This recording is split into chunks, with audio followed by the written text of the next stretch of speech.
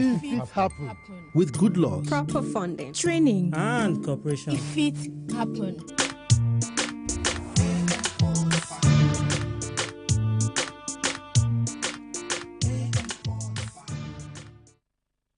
Would be looking at the state of the polity. There would be no better time to talk about Nigeria and how the citizenry fare than now. And Centerpoint M45 will never disappoint when it comes to asking the what, the where, the whys, the whens, and hows about Nigeria. Especially now you are either held back at home because you cannot buy petrol, or you're having to reduce your itinerary for the day simply because you do not want to expend so much at the end of the day. With me on this conversation about the state of the Nigerian polity, we would be reflecting on how Nigerians and Akwa Ibom people in particular are faring. I have someone, a regular face on Centerpoint M45, Barrister Ewa Okpo of the Watch Out Niger firm. Welcome to Centerpoint. Thank you very much. It's a privilege to be here. Some moment ago, I saw a release by a former House of Reps member who, at the present, loves to refer to himself as a private citizen. When it comes to wanting to recognize you as a street lawyer, I realize that everybody has a designation. Welcome to Centerpoint. Thank you very much. How did you come? By miracle.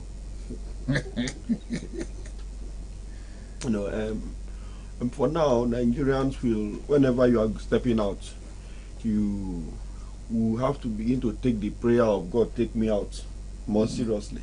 Before now we just do it perfunctorily.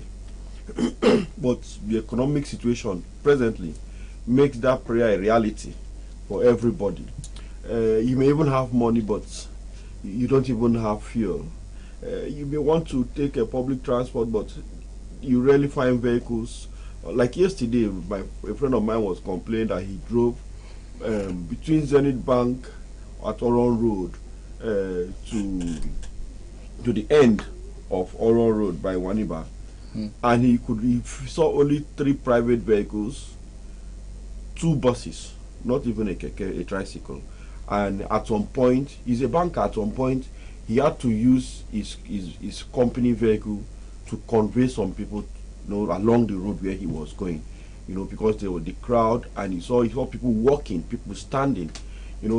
It has just started, and Nigerians have, this is like stretching Nigerians, because we are a resilient race. We are a people that what other places cannot take. History has found Nigerians to be able to survive. And with equanimity. Yes. So it's another test to see if this is the breaking point for the citizenry of Nigeria. You said, when you said it's just the beginning, that's really heartbreaking. If I could seated face to face with you, I could feel that way. I'm wondering what my viewer feels when you say this is the beginning. Yes. Someone is at home who can't go to work today. Someone is at work who doesn't know how he or she is returning home today. And you said this is the beginning. In law, we say that public policy is an unruly horse. That's for public policy. But they are telling us now that they are depending on, they've allowed the fate of Nigerians into one of the most unreliable factors in the world, market forces. And so if public policy in law, that law is static, law, and you are saying that public policy in law is an unruly horse, imagine what market forces will be. And considering the nature of Nigeria now, market forces in some very organized society spaces can be very reliable. And because it makes room for healthy competition. Yes. Okay. But we are in a country where we don't even have a database for anything.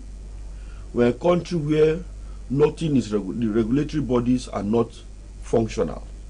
And you are saying that market forces is nothing more than the whims and caprices of capitalists. you know. And so when they wake up, for instance, and they increase the fuel price by 400 naira, that was market forces of some elements, you know.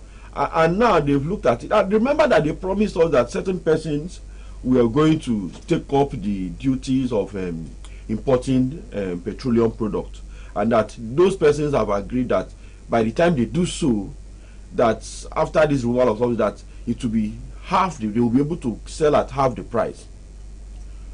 But look at what is happening. I said yesterday or so, Mr. Farouk Ahmed, you know, told us that they've given licenses to about 50 independent marketers, and that among the 50, about 10 have indicated interest in bringing in products, but 3 so far have brought products. And the 3, which means that it is the 3 that have come together to agree that fuel should be sold at 620 naira. Now, these market forces cannot be relied upon. And it is also dangerous because except politicians factor a way into making themselves part of the interest group in these so-called market forces, the economy will slip even out of their hands. I've heard Nigerians talk about 8,000 naira, 70 billion naira. Except politicians look for a way to factor themselves into the deciding market forces, the so-called 70 billion naira for National Assembly members will amount to nothing also, because they too will buy fuel. In fact, they need the fuel more than you and I because of the lifestyle that they live. And so by the time they fuel, most of them they have a house in their state, they have a house in Abuja. So they will run fuel in their house at home, run fuel in their house in Abuja, they will run fuel in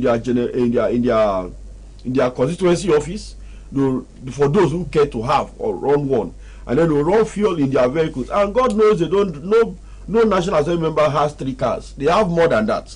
And so they even need this fuel more than us. And so if they think that all is well, it won't be well for them even more than the masses. The masses, because now look at it also this way. The president is going to distribute 8,000 naira for 6 months to 12 million. I'd already finished my own share of the 8,000 naira yesterday, so I don't know how I'll be surviving for the rest of the month. Now, this is we are. I was thinking about it yesterday, and I'm like, is this a political oxymoron, where the president himself, who said that we should allow the poor breathe, he's the one now suffocating the poor? Because now look at 8,000. The global minimum poverty threshold is $1.90. You are sharing 8,000 naira to 12 million families, and you say that the target is for 60 million people. So the presumption is that each household has five people. So now 5 people are to share 8,000 naira. So divide the 8,000 naira is 2,000 naira a week. Divided by 1 day is about 280 something naira. Now that 280 something naira is what 5 people will share in a day. Now 280 something naira by 820 naira per dollar. It means every day a household is spending about 38 cents to survive. A household of 5.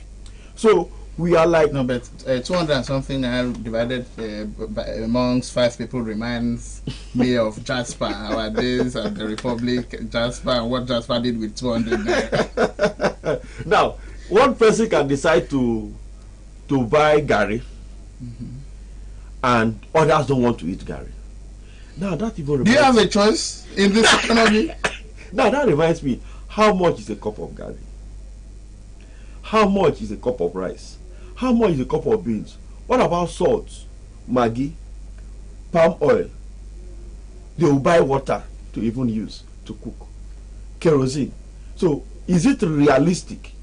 And somebody was telling me yesterday. By the way, I recall our times back in at the university when a certain friend told me, okay, I told him on a particular day I was very hungry, and he looked around the house, saw I had rice, and now said, this is rice. Now why not we cook that? I told him there is no fish, and Ubang told me,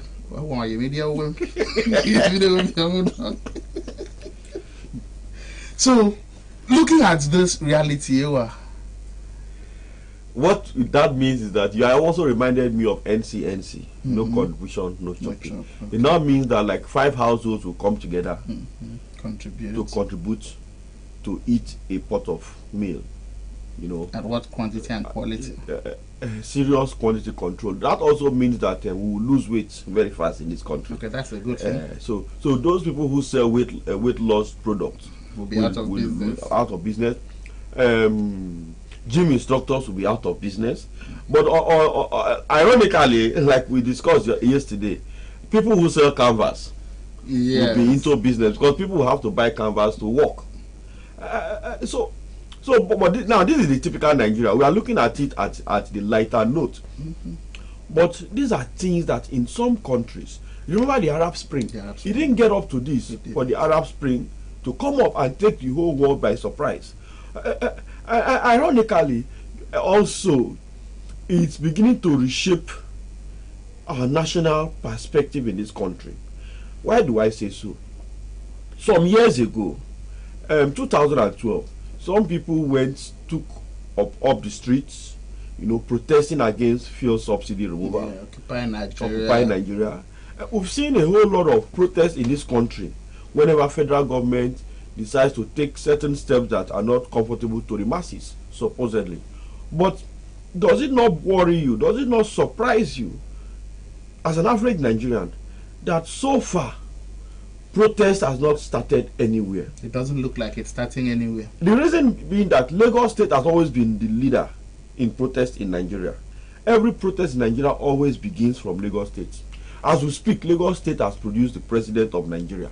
And so Lagos State cannot afford to lead protest against their own president. You now see that we are not very, very pan-Nigerian in this country because everybody talks about their interest. It is only when we come together and think as Nigerians first, not as an Ibibio man, or as an Oron man first, or as an Anang man first, or as an Akwa Ibom man first. It's only when Nigerians come together and say, look, let us address these economic issues, let us address these socio-political issues headlong as Nigerians, that it will go straight. Now, we have not even talked about the sharing formula of these so-called market forces. Now, don't forget that one of the reasons I like to give conspiracy theories benefit of doubt. Don't worry, don't forget that the president himself, all through his business days, business life, has not been a beneficiary of fuel subsidy. And so one begins to ask, did he remove fuel subsidy because to spite the people in fuel subsidy business, or did he remove it because he is genuinely interested in the plight of Nigerians?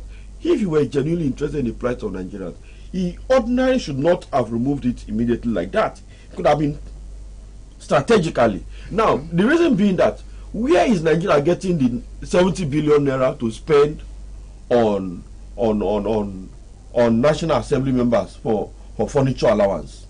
Where did Nigeria get about 90-something billion naira to spend as take-home package, severance package for the outgone government that brought us to where we are? Now, you are saying we don't have money for subsidy, but you are having money to spend on things that are not as important as subsidy. Where are they getting the initiative to borrow $500 million dollars? Now you are collecting loan in dollars to spend in naira. It doesn't make sense. How do we, considering the inflation rate, considering how naira is running away from almost every currencies in the world, and you are borrowing with dollar to spend in naira, to generate revenue in naira, to pay back in dollar? How realistic is that? That's why I say this is just the beginning, because already we've heard rumors that they've muted the idea of introducing traders tax, which means the old woman, the poor woman at Akpan market, who pays for a little shade to sell groundnuts, will start paying tax to federal government after paying area boy, paying the local government council, paying sanitation. And so why are you removing subsidy and still taxing these people? one would have said, okay, the reason you are paying the subsidy, the reason you are taxing these people is to at least fund the subsidy. But you have removed the subsidy, and you are still increasing taxation. You are multiplying. We are now having, before in Nigeria we were talking about how to reduce. We had multiple taxation issues. This present administration is introducing a hyper multiple taxation system. You understand? Geometrically current. Yes, and so that's why I say this is just the beginning. I would have said, okay, that price of cars will reduce because they are opening the borders. They have increased tariff, and so you are. So that it's oxymoronic. You know, in one hand and in the other, not even in the other hand, and keep 3 hands to collect what they gave in one hand. So one begins to wonder what exactly is happening in Nigeria. It's sad. Then we have it's 2 months into the Tinubu presidency, and when he came, he said he was going to hit the ground running. Are you sure Nigeria hasn't come to that point where we begin to probe the intention of our leaders? A leader who promised to hit the ground running is yet to award a single contract for road rehabilitation. Israel is yet to think of anything infrastructure, but we're already hearing talks about going for a supplementary budget at the same time when nobody is answering any question about failed remittances from NNPC in how many years? Now, you see, it's a question of perspective. Somebody said I'll hit the ground running. The question is, running to where? He is running. Or is he running towards the direction of the collective interest of Nigerians? The president is running. But, you know, they say when you are running, when you are leading, you have to check if the people are following you or running after you. And so it depends on how you look at it. He hit the ground running. That's why in 2 months, fuel price has increased by almost 600 naira. In 2 months. That's a record I'm not sure any administration has even reached. So he has hit the ground running, but in the negative trajectory. You know. So you look at they move very swiftly to arrest Emefiele, to arrest the EFCC chairman. They went the other day to arrest the national chairman of APC. the APC. So these are things that some governments do like 6 months into the administration. But they started very early. So you can see what is important to them. And they're charging the central bank governor of all what Nigerians thought constituted fiscal indiscipline on the part of Emefiele. They're charging him for illegal possession of firearms. That's also like those of us in the legal profession. Most times we keep on saying, and the Supreme Court itself has said it severally, that the security agencies should not be used as instruments of as agents of persecution instead of prosecution. Now they are going to waste our tax money to prosecute Emefiele on something that may not even amount to anything at the end of the day, because you went to raid his house, you searched him. In the course of doing so, there's a locus classicus for that. I think Clement Isong and the States. Okay. When you went to search him, did you have a warrant? In the warrant that you were executing, what was written in that warrant? So what were you going to search for? When you got to his house, did you subject yourself to search first? Because that is the law. Before entering into his house, to search his house. And so when you cannot establish these foundations, and you went into somebody's house and bungled him, and at the end of the day, you want to prosecute him for finding the question is, what will a CBN governor be doing with a gun? So to a reasonable man, when you went to that house, did you hear that there was a gun in that house that you went to search? Obviously no. So what evidence? Does he have any history of violence? No, of course no. So what can you tell us? Because you have to prove beyond reasonable doubt. To a reasonable man, will a reasonable man not suspect that you were probably the one that planted it? It would have been easier to prosecute a CBN governor for finding money, currencies in his house, finding documents that relates to Nigerian economy that should not be in his house, And so a reasonable man is questioning, what did you go to search for? Was it in your search warrants? How did you get that information? And that's why I say you are wasting our tax money to persecute somebody who should be prosecuted. But because, like I said earlier, the institutions are not working, are not functional, we don't have data system, a reliable database. That's why things that an ordinary man, Nigerian, you and I, know that should be used to prosecute Emefiele are nowhere to be found. Emefiele wanted to change our monetary policy, and the constitution says that for you to do that you must present your plan, your policy plan for every financial year to the National Assembly and the President. I did not do that. All of a sudden they are redesigning Naira. All of a sudden they are stopping, regulating, shortchanging Nigerians, strangling Nigerians. These are issues that we should look into and say, look, why did you go through this? But the problem now is that the outgone president has warned that nobody should come to him to ask him for anything. And so in order to successfully prosecute Emefiele, you need to ask. He may at the end of the day say that it was the presidency who gave him fear to do that. And so who is the presidency? The presidency is presently in Daura. And the presidency has said that nobody should come to Daura to ask him a question. You see, people are bigger than Nigeria. That is the problem. In this country, we set up a panel, a Puta panel, and people were invited, and they refused to show up. Sure. And nothing happened. Just in Anambra State, in Akwa Ibom State, in some states, Lagos and the rest, the NSAS, the panelists, some people were invited, former governors were invited, indicted and invited, and they refused to show up, they refused to make representation. You see, people are bigger than Nigeria, institution in Nigeria. And so because of that, it will be it will be quite a very long time before we get these things right.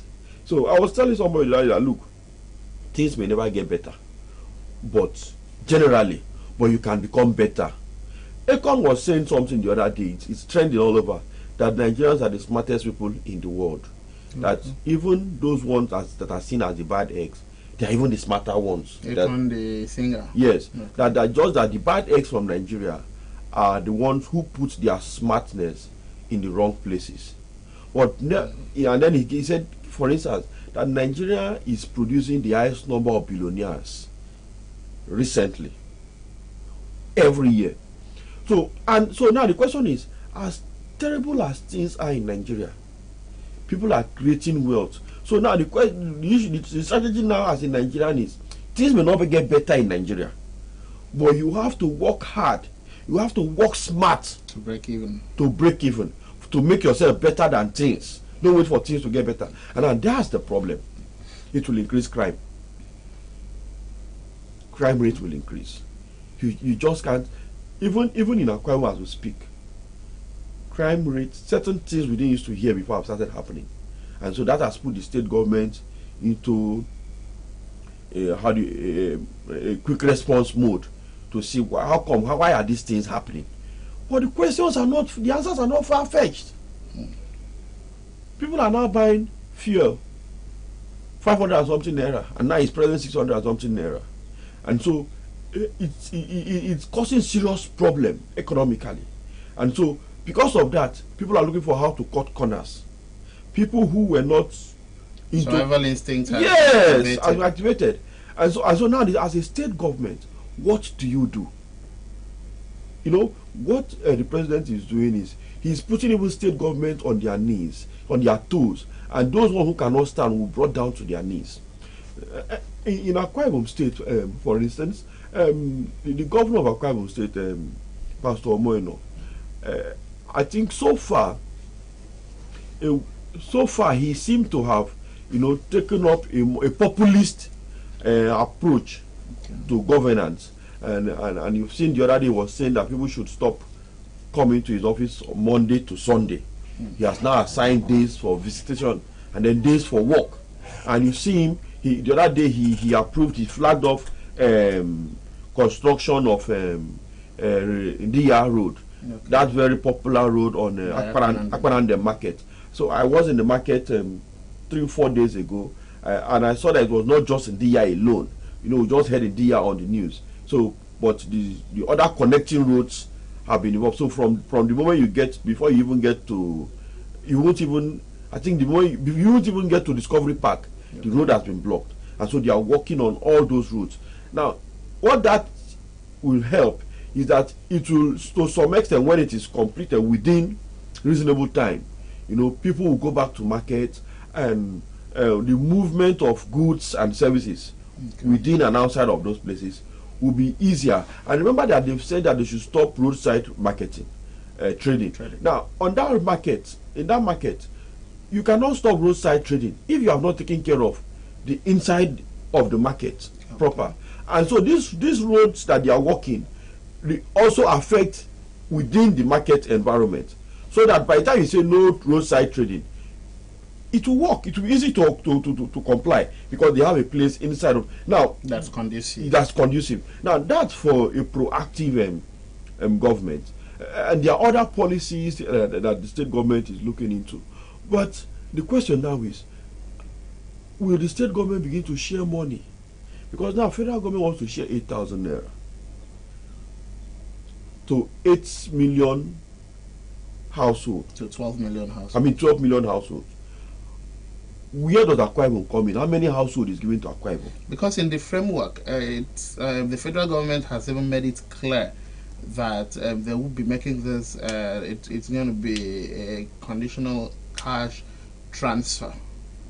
It's going to be a cash transfer from their end, which completely blacks out on community leaders, on state government, and on local government areas. Ordinarily, one would have expected, okay, let's run a quota for the 12 million. How many do we share into each of the states? How many do we break the 12 million into for each state to bring as their quota for the poorest of the poor? But I bet you this is not going to happen. Rather, government would want to keep it and pay from a pool. A pool nobody will be able to ask questions about. A pool nobody would be accountable to anybody for. Just like Sadiq, what's her name? The immediate past minister of humanitarian affairs, that spent more money on schools feeding program when school children were locked down at home due to COVID-19. Now the problem is, when you reduce all of this, when you look at an already troubled Nigerian nation, what hope do the subnationals bring to the table? Let me ask a question. When the mother pot is already giving trouble. Don't go far. How many people in your village own accounts numbers, have accounts? It's sad. My village, Urita, is on the road, on East-West Road. It's not in the innermost part. It's on the East-West Road. It's a commercial village. But how many people in that village own a bank account? How much less or how much more communities that are in far-stretched rural, you understand? So. And CBN itself last year told us that less than 30% of Nigerians own bank accounts. So if CBN is saying that less than 30% of Nigerians own bank accounts, who is federal government transferring the money to?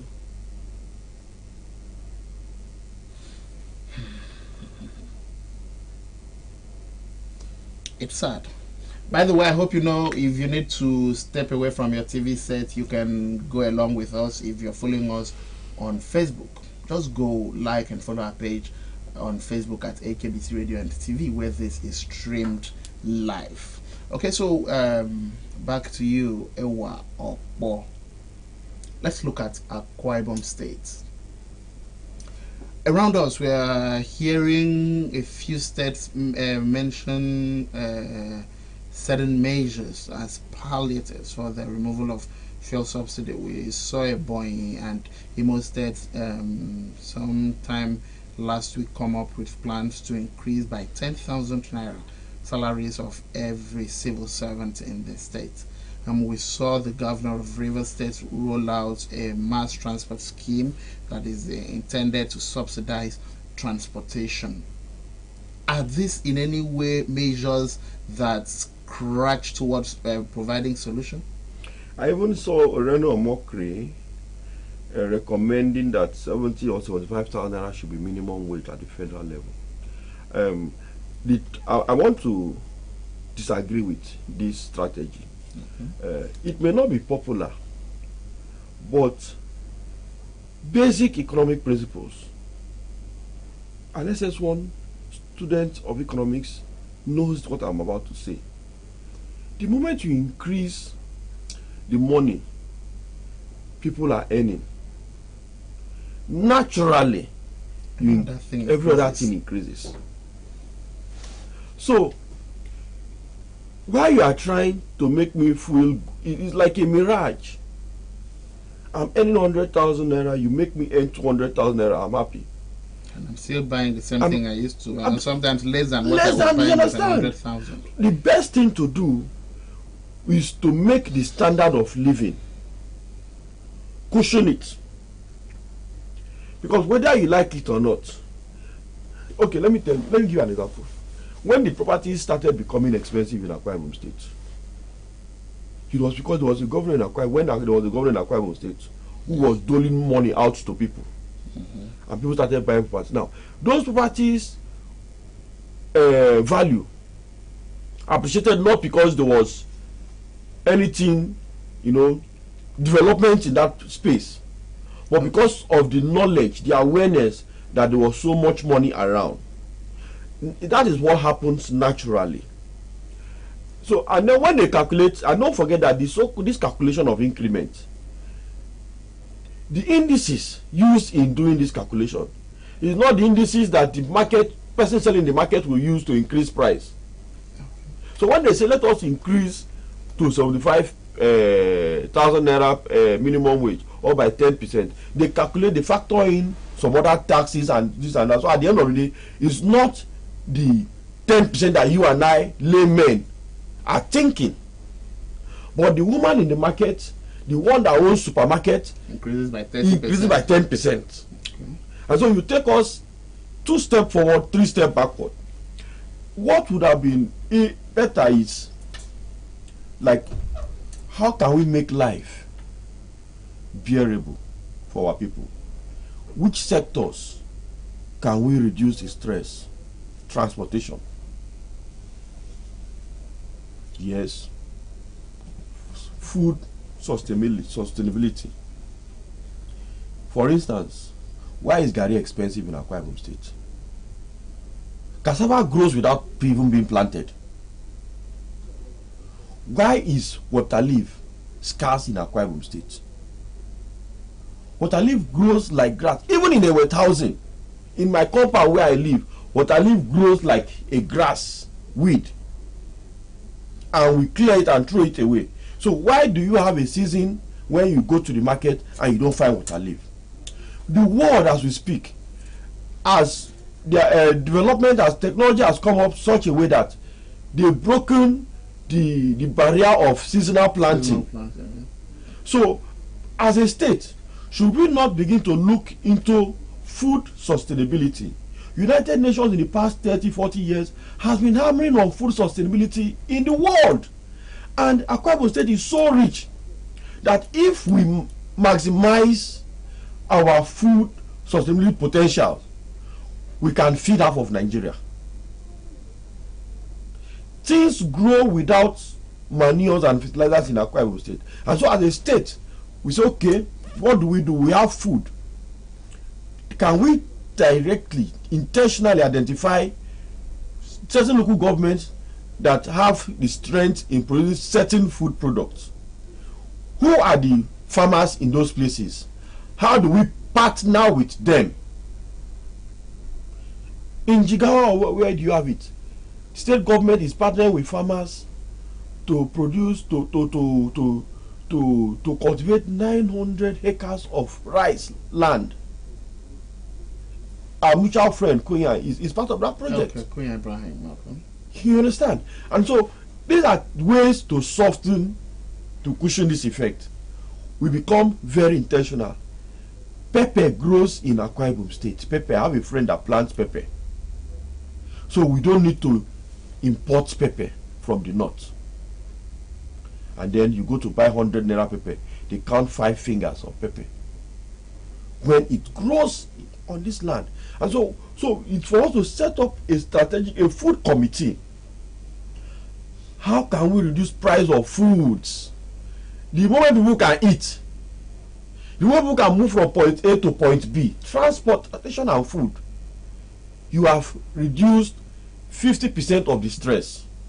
You are here at work. Your mind is on what your family will eat the whole of today.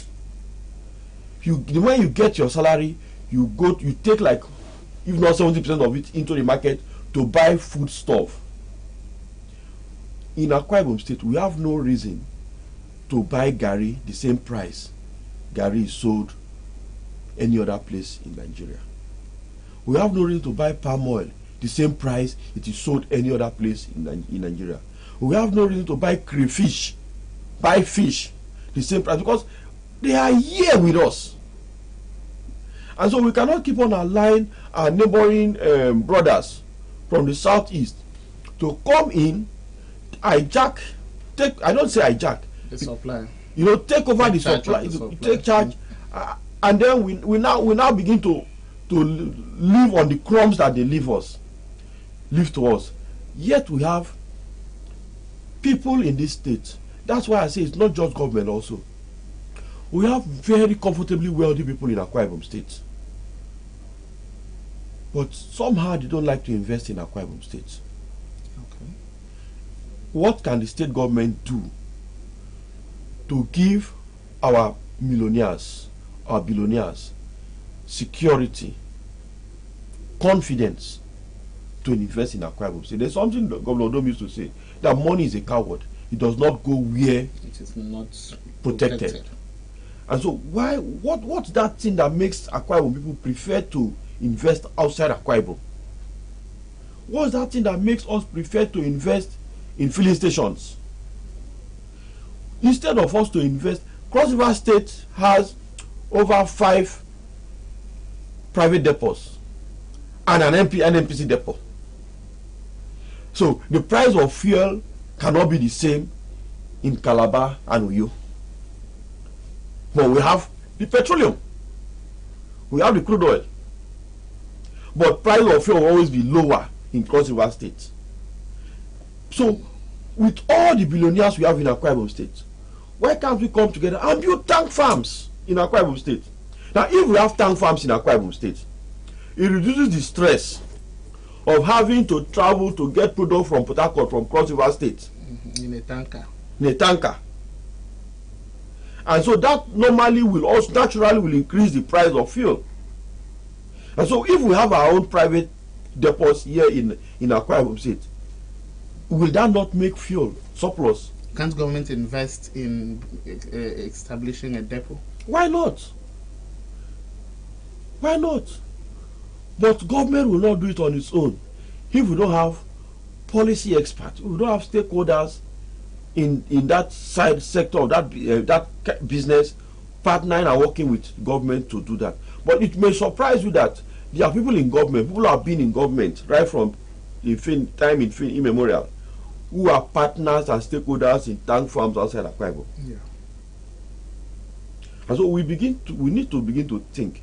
When Donald Duke set up TINAPA, I remember watching one of his interviews, and he was asked what inspired him, and he said, look, that there may be a day, God forbid, that Nigeria disintegrates. And at that point, every state will begin to think as a nation for itself. And that even while he does not pray for that such a day to happen, he thinks that it is smarter for every state to think as an individual, independent nation and see how it can be sustainable on its own. And that was what gave him that was what inspired him to take such aggressive, such jinx-breaking steps, giant steps. Now, in Akwa Ibom State, all of what we have, we need to begin to think of sustainability, of independence. Dubai is not a nation. Yeah. Dubai is in a nation. And so people travel, and some very rich people travel and think that they are going to a country called Dubai. There's no country in the world known as Dubai. It's a city. It's a city. And so until we begin to look at it and say, look, how can we run Akwa Ibom State like there is no federal government? So that whatever comes from federal government is a bonus, is an advantage, added advantage to us. And we have what it takes. All we need is the right people to rally around the governor. Let's talk about attitudinal bent. Let's talk about the attitude of our people towards government investments. You just talked about government committing resources to agriculture to ensure food plants are cultivated. If we must beat the food sufficiency trap.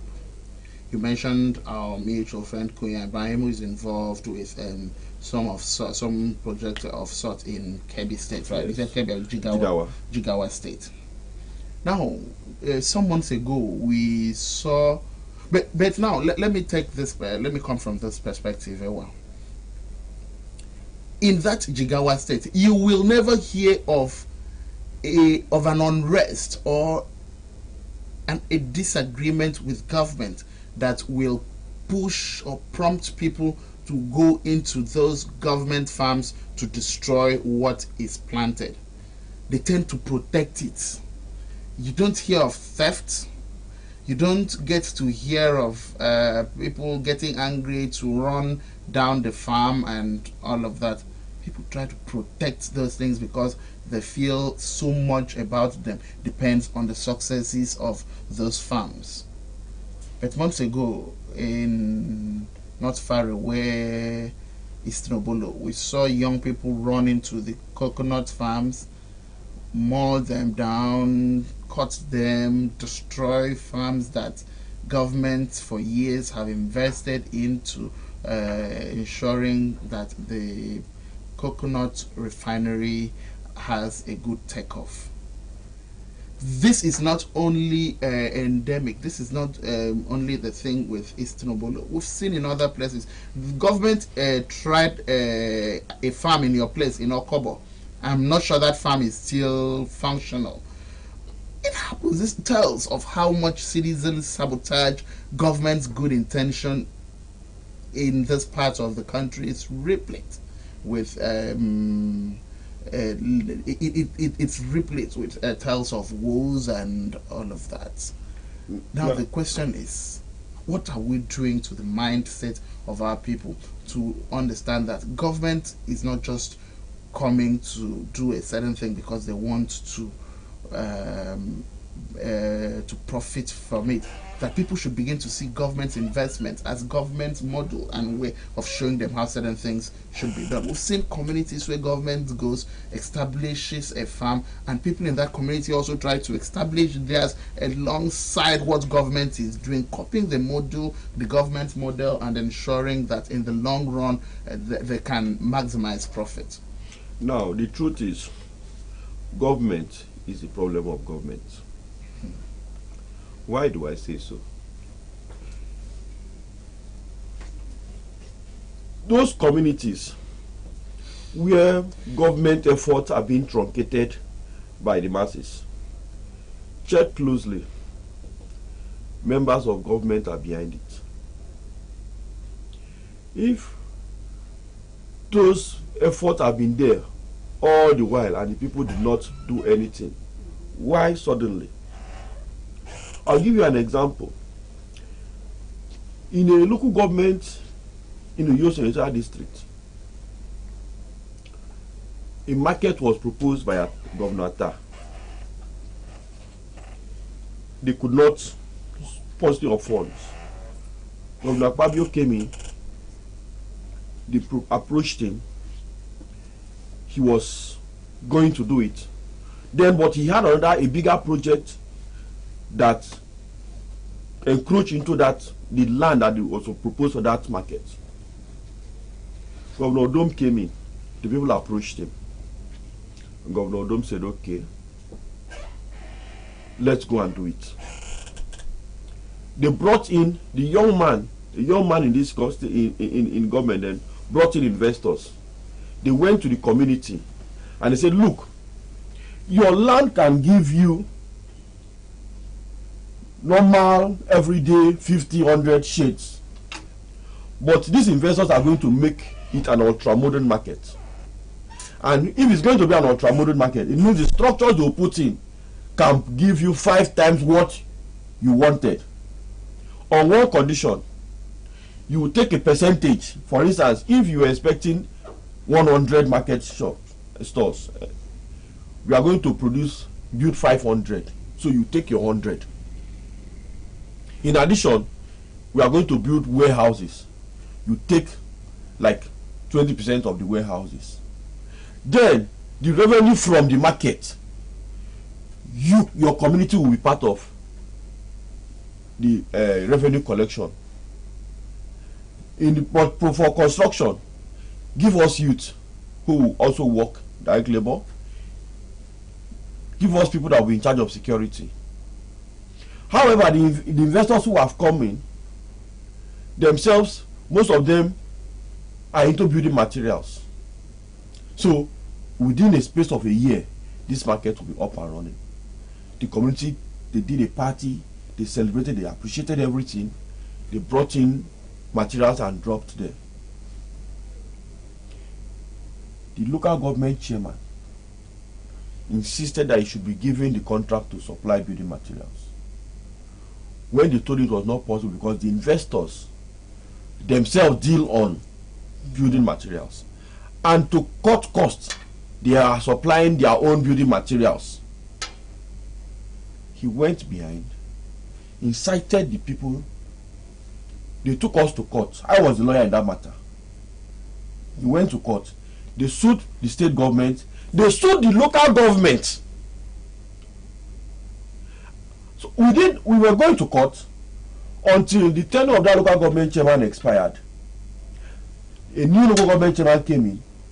The people now came to us and told us that it was the former local government chairman who incited them, and that the lawyer who was representing them in that matter, though he is from their community, that he is the lawyer to the local government chairman, and that he is the legal consultant to the local government council. And you mean, so how could they have been suing themselves and state government, a member of government? The same thing in Okobo. Massive land for cassava. Okobo and I think Oroganam grows, Okobo Oroganam in Srubio grows cassava like land of milk and honey. Politician who felt that the governor's wife passed through another politician to side to the farm. To side to the farm, decided to instigate people from that community just to show the governor's wife that that other politician is not on ground. He's not on ground. So you see that members of government are the problems of government. That aside, because also government has not really been very, people in government have not really, despite the good intentions of government, have not really translated those intentions in the best of ways. It now makes people to be very suspicious of government. And so whenever government comes to do something, instead of sabotaging, what they do most, in fact, when you see people sabotage, destroy government project in their community, a government person has a hand in it. But what people do instead is that they try to see how to milk. So if that project online should have cost government 5 million naira, the people in the community will make it 7 or 8 million naira for you. Take for instance, I own a Gari processing factory. Because they see me as a person in government, close to people in government, in my own community, certain persons were charging me 2-3 times what was on ground. So now, you know, one of those days I now ask them, wait, you mean to weed my farm? This is how much you're asking of me. Say yes. Do you have a farm? He said yes. Do you spend that kind of money to weed your farm? He was shocked. I said yes. You own a farm. You don't spend that kind of money to weed your farm. Why are you asking me to spend that kind of money to weed my farm? And my farm is not even half the size of your farm. They said no. You know, when they tell them that they are coming to Barrister's farm, you know, that people will say it's government. And I'm like, what do you mean? So at the end of the day, the cost of production becomes 2-3 times, and then you can't generate. You understand? So now I had to now call them and see that and say, look, this is not a government project. This is your project. I have lands in Uyo. I could have cited this same project in Uyo, drive from my house to my land, then check my list and go back.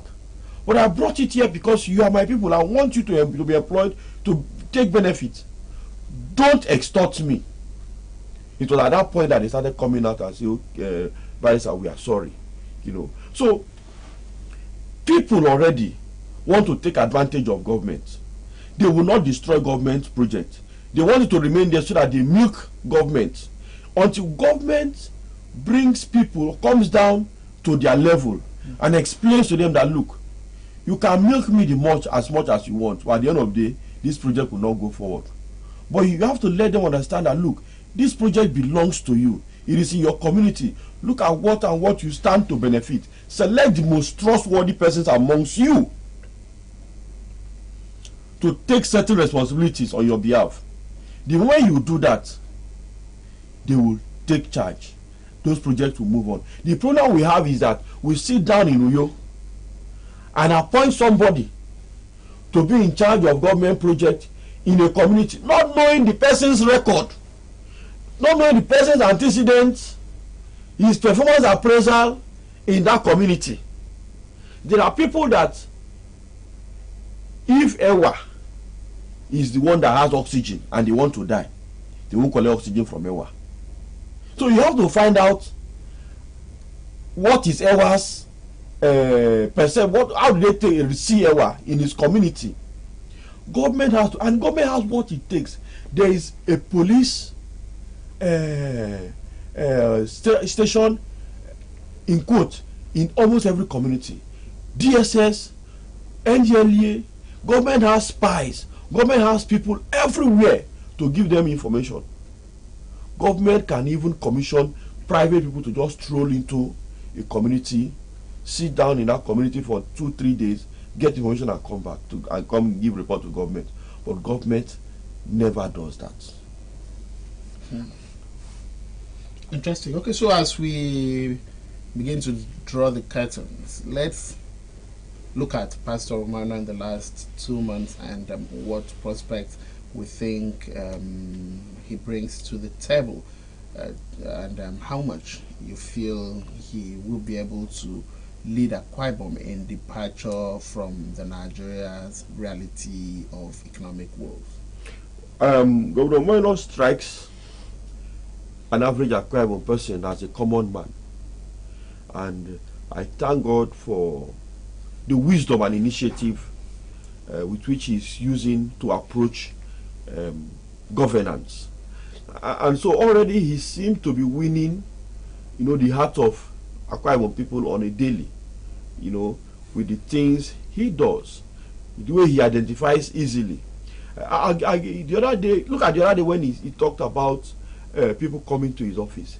The way he talked about it, everybody laughed about it. Another person would have said that same thing, and People for the will find next, it funny. people will find it funny. But he's realistic. He speaks your language, you know, as a common man. And I've always said it, that the fact that he had to roll up his sleeves for over 3 decades, invested in this state, worked in this state. I don't think any other person should do this job better than him, because he knows what it is to survive as a businessman in Akwa Ibom State. He knows what it is to struggle in Akwa Ibom State. He knows what it takes, you know, to now he's a politician in Akwa Ibom State. And so, away from our hopes, reality on ground, you see that there are certain low-hanging fruits, like we mentioned, Akparandem Market, you know, how he has come in to intervene to make that market environment very conducive. The steps he's taking, I'm aware of trailer park in it too. He's swung into action immediately. Why is he trying to build a trailer park in it too? The reason being that the Calabar-Itu road down to that road, the Ikorekpene road that leads down to Ikorekpene, Atiku and the rest, Okay. you find trailers there. They cause a lot of accidents, they spoil our roads. But the best thing is to have a park where by so time no trailer should be found on the road in Akwa Ibom State. That's how it works in other states. And so for so time, once you find yourself in Akwa Ibom State, find your way to the trailer park. Park your trailer. There is a hostel for the drivers. You relax, your trailer is secure, you are secure. The next morning you leave. So you have made our roads trailer accident free. You have created employment. You have brought in state government presence to that part of it too. These are common things that identify with the common man. People who don't really like to give Akwa Ibom people their trailers to drive. We have so many trailer drivers that don't have vehicles to drive. Okay. People begin to think, okay, a state that has a trailer park, this guy can drive my trailer now, you know. And before you know it, we begin to have institutes on issues on things like that. And so for him, I think that he's looking at simple project, not the kind of project that somebody stays in his village and he may, in the next 10-20 years, he may never identify with that project. That project may never touch his life. Governor Moino is taking projects, step-by-step projects that affect the common man. And that is the Chinese principle. That is the Japanese policy, the Japan policy. They go to it's small-scale businesses that they bring together. It's common man. When you do a business with a Chinese man anywhere in the world, you are doing business with Chinese government. But people don't even know. Why? Government is identifying with common, ordinary Chinese man, Chinese woman, their businesses, things that affect them. And the moment you make it your own burden, forget about building an aeroplane, building a ship, building this and that. Identify basic, daily, common man requirement, businesses, empower it, sustain it. It grows into a monster industry. And I think that is what that's the strategy that Pastor Moino is taking. And I will expect that you know, we talked about we in this state we talk so much about governors. What about local government chairmen? What about house members? Are they on the same page with the governor? We had a local government chairman who once said that he didn't need to do anything in his local government because the governor was from his local government. Should it be that way? Should local government chairmen just wait for allocation, pay salaries, and then drive back to you? How many of them live in their local government? How many local government, as we speak, you can go to and the grasses have not outgrown the building? Sad. Okay, so as we bring this segment to a close, Barrister, well, it's quite a difficult time for families and citizens. In your view of surviving difficult times, what advice would you give Akwa Ibom people as your parting shot? It's a difficult one. It's not very practical to ask anybody to pray by this time, at a time like this. But I can tell Akwa Ibom people that we should go back and see how we can make our life better. Pretend as if there is no federal government. Continuous reliance on government is what has put Nigeria where it is. Let's begin to think of legal ways to live our life without reliance on government. That way, even the state government will perform miracle with the little things they do. Okay, so I hope that while we look forward to that era when people would learn to look away from government and have state government think of how better the people can be served without offerings from the national pot. I hope that we continue to make the best of this moment and go through the times with some measure of hope and not despair. Stay away from crime. Yeah, that's really the message. Stay away from crime and think of investing your time into productive ventures. Okay, that's all we can take on this segment. For the rest of Centerpoint M45, would be trying to see how much of what we did last week with the international vice. Okay, we won't be bringing that up. We'll save that for some other time. But we'll try to see how much we can keep you warm for the rest of the minutes we have on Centerpoint AM45. I trust that you've been informed, educated, and entertained. We will always be here, and we trust that the good times won't tarry any longer. Don't go away.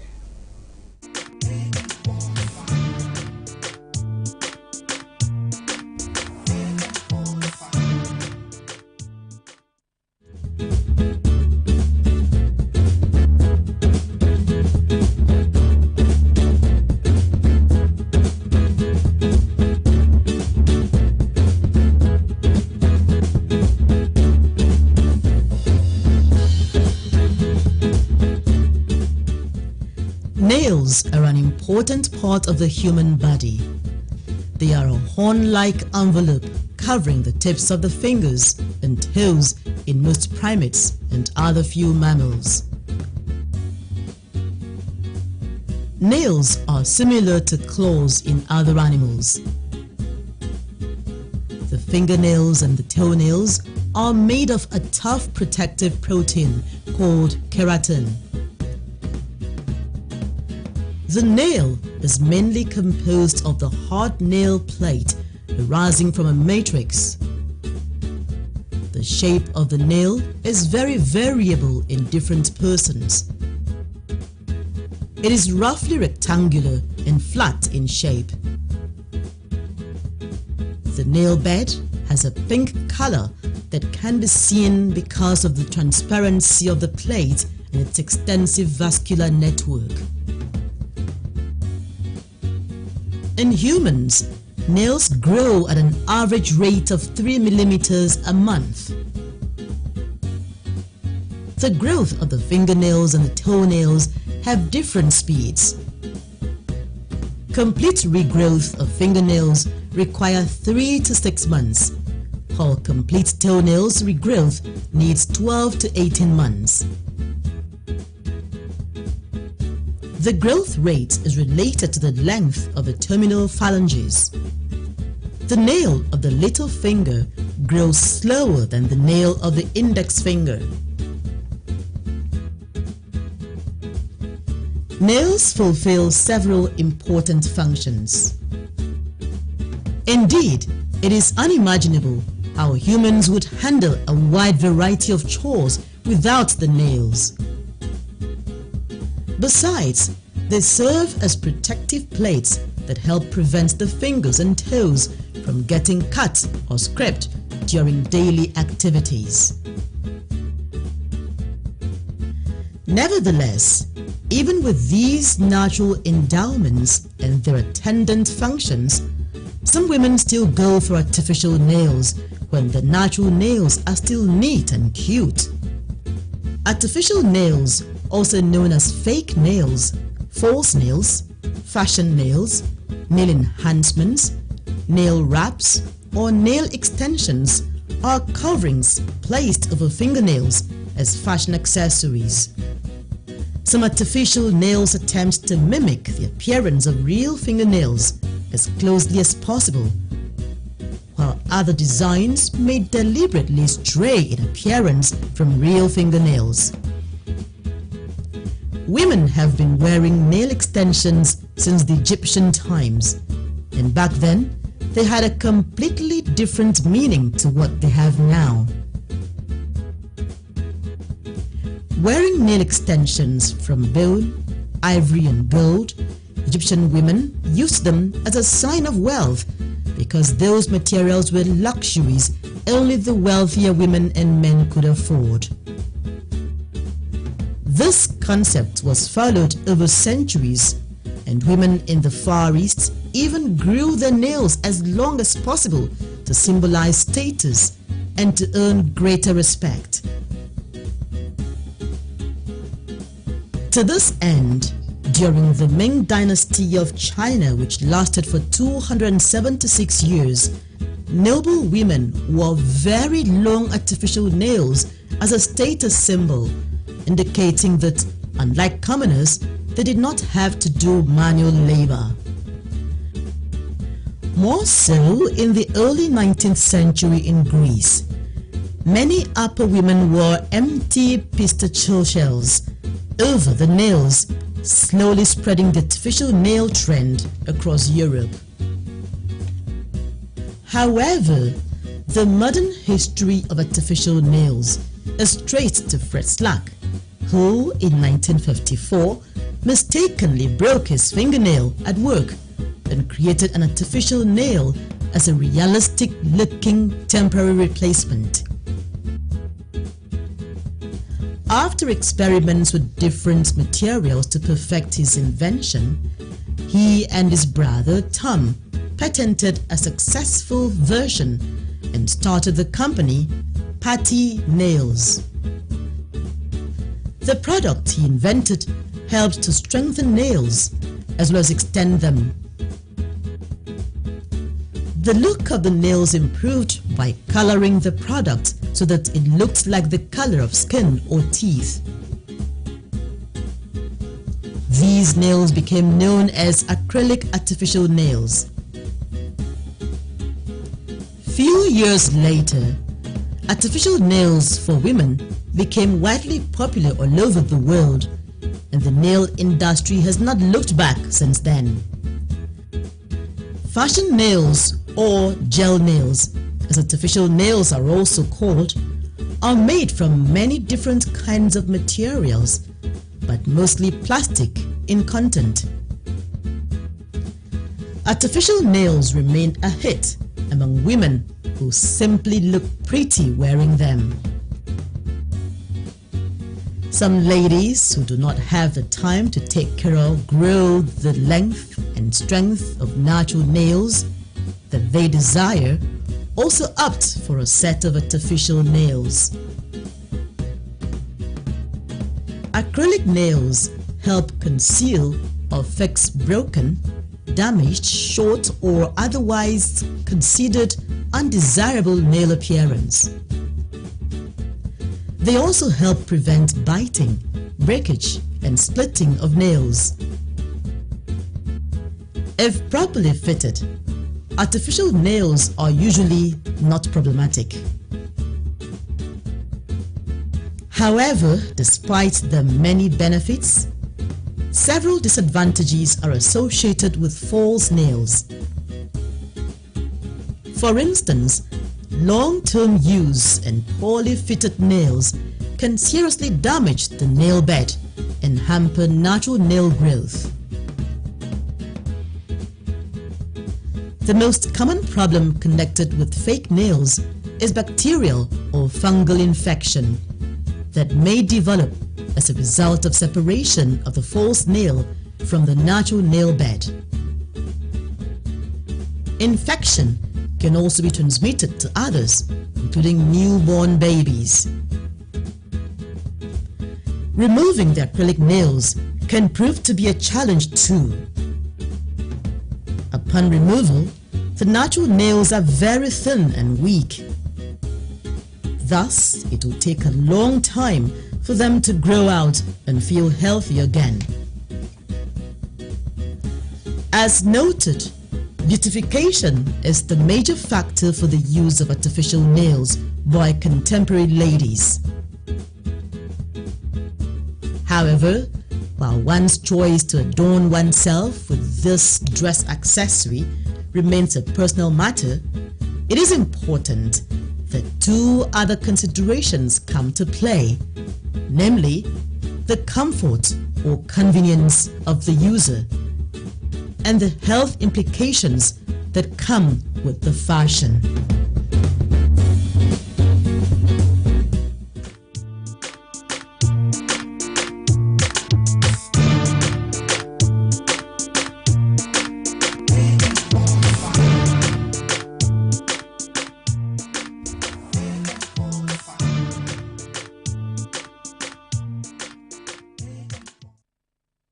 Alright, that's been the size of our program this Wednesday morning. I want to say thank you so very much for having been part of it. We look forward to you joining us next week for another exciting edition. My name is Mercy Akiri. On behalf of the entire crew, thank you once again. Good morning.